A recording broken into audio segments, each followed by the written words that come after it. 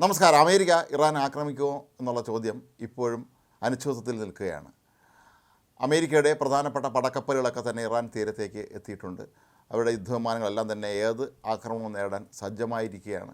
Donald Trump ആകട്ടെ ഇപ്പോഴും പലപ്പോഴും പറയാറുള്ളത് ഇറാനുമായി ഞങ്ങൾ സമാധാനത്തിലേക്ക് നീങ്ങുകയാണുള്ള ശ്രമങ്ങൾ നടത്തുകയാണ് എന്നൊക്കെയാണ്.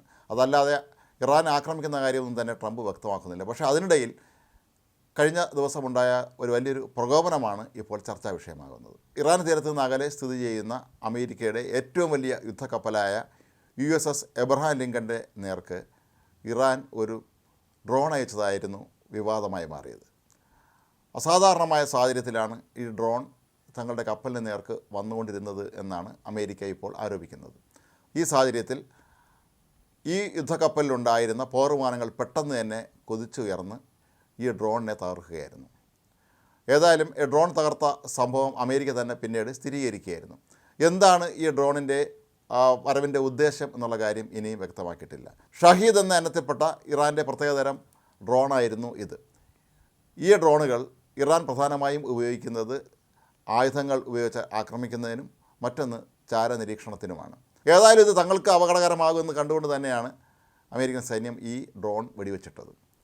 മാത്രമല്ല, കഴിഞ്ഞ ആഴ്ച ഇറാൻ മറ്റൊരു പ്രഖ്യാപനം കൂടി നടത്തിയിട്ടുണ്ടായിരുന്നു. തങ്ങളുടെ കൈവശം അതീവ മാരക പ്രഹരശേഷിയുള്ള 1000-ലധികം ഡ്രോണുകളുണ്ട് എന്ന്. ഈ ഡ്രോണുകൾ ഉപയോഗിച്ച് ഞങ്ങൾ അമേരിക്കയെ നേരിടും, ഞങ്ങളെ ആക്രമിക്കാൻ എത്തിയാൽ എന്നും അവർ പ്രഖ്യാപിച്ചിരുന്നു. ഒരു പക്ഷേ ആ ഇനത്തിൽപ്പെട്ട ഏതെങ്കിലും ഒരു ഡ്രോണാണോ ഈ കപ്പലിലെ ലക്ഷ്യം? അതായത് അമേരിക്കയുടെ ഏറ്റവും വലിയ പടക്കപ്പലാണ് USS എബ്രഹാം ലിങ്കൺ. അമേരിക്കൻ പ്രസിഡൻ്റായിരുന്ന അബ്രഹാം ലിങ്കൻ്റെ സ്മരണയ്ക്കായി അവരുടെ ഏറ്റവും വലിയ പടക്കപ്പലിന് നൽകിയിരിക്കുന്ന അദ്ദേഹത്തിൻ്റെ പേരാണ്. USS എബ്രഹാം ലിങ്കൺ ഇങ്ങോട്ടേക്ക് പുറപ്പെടുമ്പോൾ 3-4 വലിയ പടക്കപ്പലുകൾ അതിന് അകമ്പടി സേവിച്ചിരുന്നു. അതിൽ ചില പടക്കപ്പലുകൾ ഈ ഇസ്രായേൽ തീരത്തുണ്ട്. കാരണം ഇറാൻ ഇസ്രായേൽ ആക്രമിക്കുകയാണെങ്കിൽ അതിനെ തടയാനും ഉള്ള സംവിധാനങ്ങൾ അമേരിക്ക ഇപ്പോഴേ ഒരുക്കി കഴിഞ്ഞു. ഇവിടെ നമ്മൾ മനസ്സിലാക്കേണ്ട കാര്യം, ഈ ദിവസത്തിൻ്റെ ഒരു പ്രാധാന്യം. കഴിഞ്ഞ ദിവസം അമേരിക്കൻ പ്രസിഡൻ്റെ പ്രത്യേക പ്രതിനിധി സ്റ്റീവ് വിറ്റ്കോഫ് ഇസ്രായേൽ പ്രധാനമന്ത്രി ബെഞ്ചമിൻ നെതന്യാഹുവുമായി വിശദമായ ചർച്ചകൾ നടത്തിയിരുന്നു. ഈ ചർച്ചകൾ നടത്തിയതിൻ്റെ തൊട്ട് പിന്നാലെയാണ് ഇറാൻ ഇത്തരത്തിലൊരു ഡ്രോൺ അയച്ചതെന്നാണ് പറയപ്പെടുന്നത്. ഷഹീദ് ഇനത്തിൽപ്പെട്ട ഈ ഡ്രോണുകൾ ഇറാൻ ദീർഘകാലമായി അവർ പല യുദ്ധങ്ങളിലും ഉപയോഗിച്ചിരുന്നതാണ്. ഇന്ന് മിസൈലുകളുടെയും അതുപോലെ ബോംബിൻ്റെയൊക്കെ കാലം മാറി കൂടുതൽ ഡ്രോണുകളുടെ കാലഘട്ടം എത്തിയപ്പോഴേക്കും ഇറാൻ വ്യാപകമായ തോതിൽ ഡ്രോണുകൾ നിർമ്മിക്കുന്നുണ്ട്. ഇവ പലതും അതീവ മാരകമായ പ്രഹരശേഷിയുള്ളതുമാണ്. അതുകൊണ്ട് തന്നെയാണ് അമേരിക്ക ഇക്കാര്യത്തിൽ ഒരു പ്രത്യേക സുരക്ഷ ഏർപ്പെടുത്തിയിരുന്നത്.